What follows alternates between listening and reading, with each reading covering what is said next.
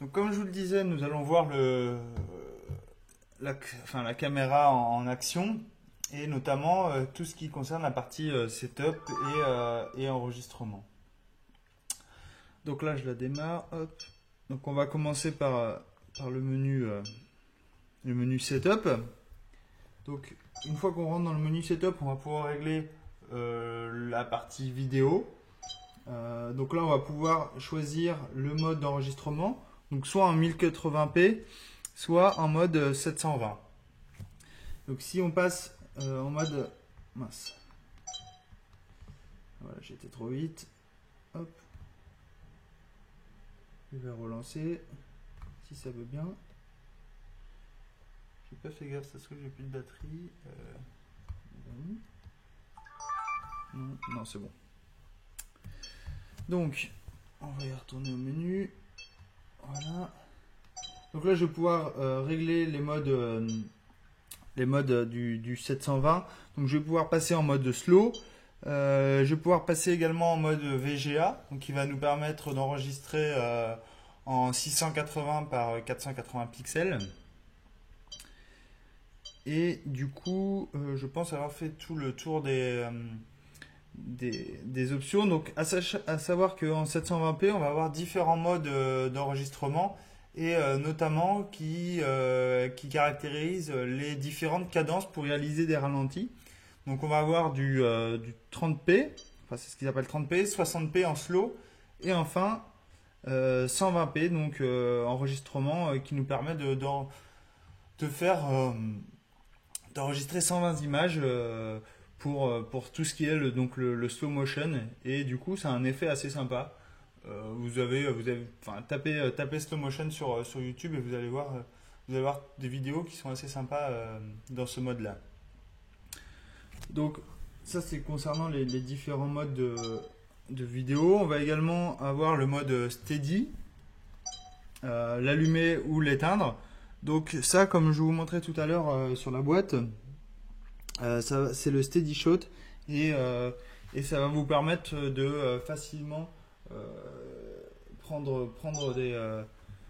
prendre des vidéos, des photos dans un mode bien spécifique. On va également pouvoir régler l'angle, donc ça c'est une particularité de l'Action Cam de chez Sony, contrairement à la GoPro, où on va pouvoir soit passer en mode 120, soit donc 120 degrés, soit 170 degrés, voilà, soit en mode 170 degrés, et du coup ça permet de réduire l'angle de champ et ça évite cette déformation que je vous expliquais tout à l'heure. Donc ça c'est assez agréable et bon c'est pas encore le top mais ça a au moins le mérite d'exister sur cette caméra et c'est pas un mal.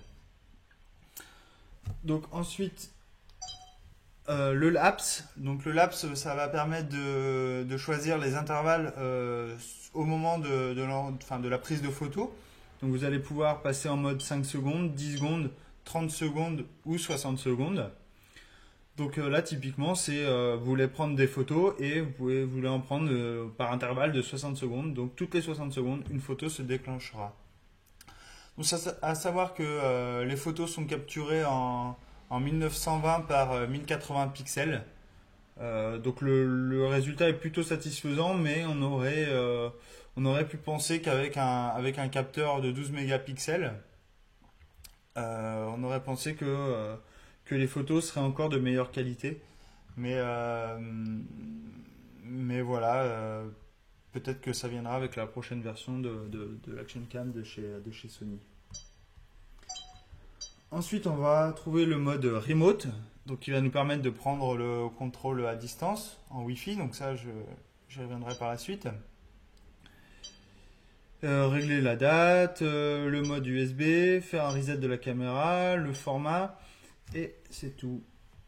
Ensuite, donc ici le bouton Send qui va nous permettre, voilà, bon, il dit, qui va nous permettre d'envoyer directement des fichiers. On va avoir également le mode Play, donc là qui va permettre de faire la lecture, comme je vous l'expliquais tout à l'heure, sur un téléviseur.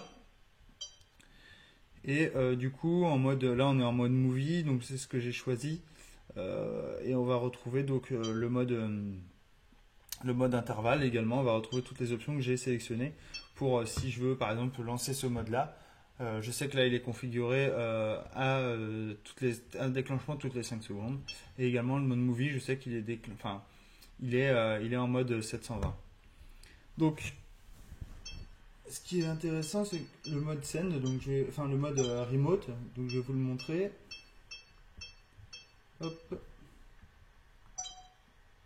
Donc je le mets on. Non, je crois que je l'ai éteint. J'avais déjà dû l'allumer.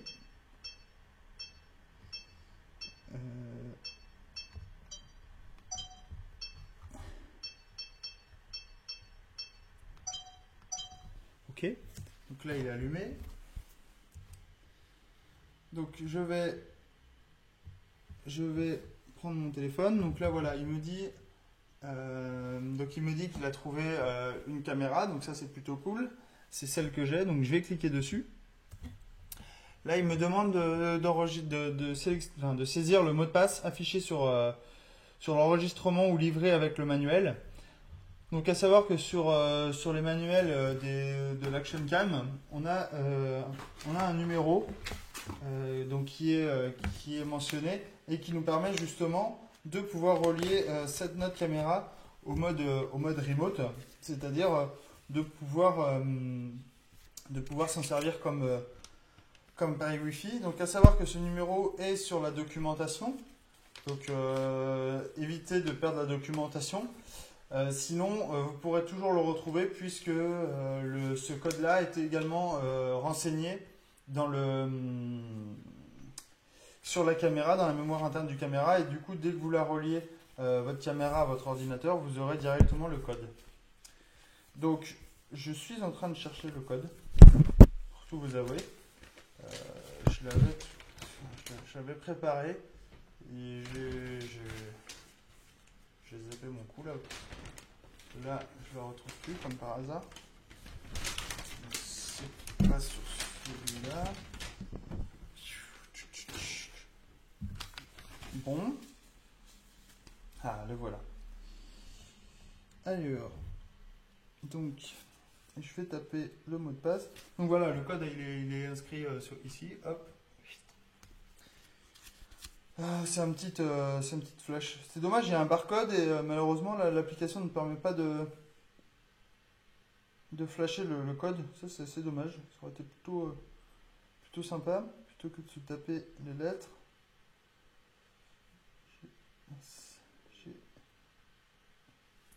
Ok, donc une fois, donc là ça devrait se connecter. Donc là ici, il s'y connecte.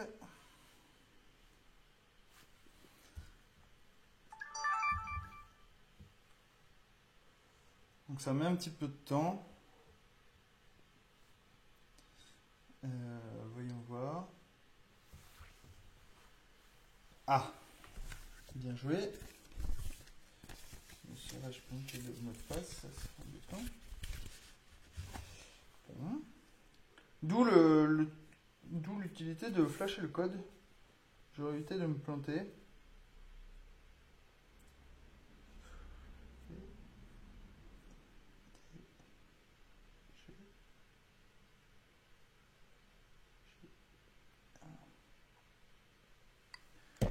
Allez, on retente une deuxième fois. Espérons que ce soit la bonne.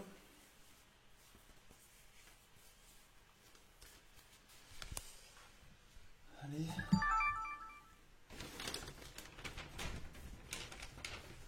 Ça ne va pas se connecter. Pour ce temps-là, je range le petit papier. Donc, pendant que ça essaie de se connecter, espérons que ça puisse marcher. Voilà, super, ça marche. Donc là, vous allez...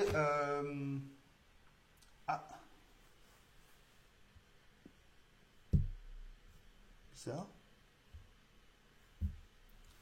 On va tenter de reconnecter.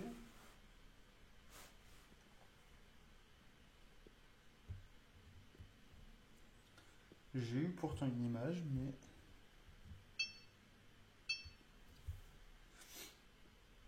pas. Je sais pas ce qui se passe.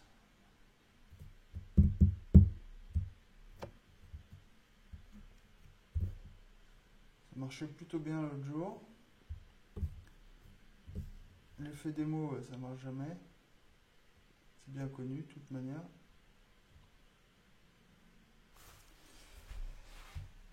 Alors, qu'est-ce qui va pas? Peut-être que c'est de ma faute aussi. Je vais essayer. Là, il me dit qu'elle est possible, donc il devrait pouvoir s'y connecter.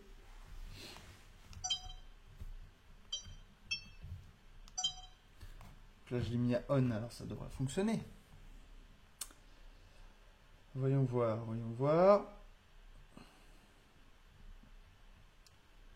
Alors, vous savez que j'ai eu quand même, j'essaie de meubler, hein, mais j'ai quand même eu du mal également avec l'application GoPro en mode Wi-Fi. Alors, je comprends pas, soit je suis totalement déplacé. Ça veut vraiment pas marcher. Bon. Bah, ça, c'est embêtant. Toc, toc, toc. On reteste une fois. Si ça veut vraiment pas, bah tant pis. C'est dommage parce que c'était assez intéressant à vous montrer. Ah. Non. Donc j'ai bien pourtant une image, c'est dommage. Mais ça n'a pas l'air de marcher. Donc peut-être que c'est pas compatible avec le Nexus 4. Non, franchement, je sais pas. Je sais pas ce qui va pas. Ça devrait pourtant bien fonctionner. Donc en gros, je vais essayer